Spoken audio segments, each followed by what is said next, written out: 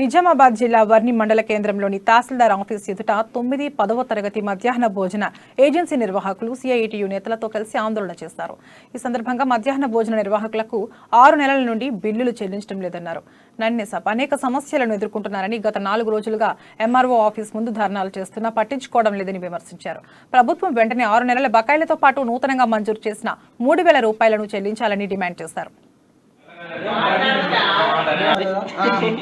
బాధ ఏంటంటే సార్ 10-12 సార్లు మధ్యాహ్నం పూట బిల్లులు ఇవ్వండి నెల నుంచి ఇదే బాధ. మళ్ళీ మీరు రాసే వాళ్ళు ఉంటుంది ఇక ఈ పైకలు ఎప్పటిదాకా రాసిమంటారండి మీరు?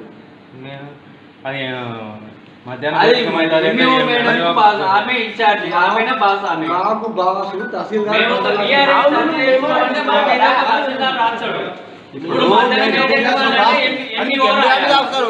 ఒకటి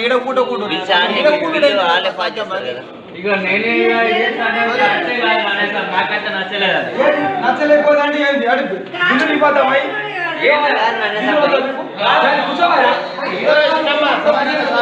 ఏజెన్సీ వాళ్ళతోటి తర్వాత ప్రధాన ఉపాధ్యాయులతోటి ఎంపీడీఓ గారితో తహసీల్దార్ తోటి ప్రతి నెల మేము సమీక్ష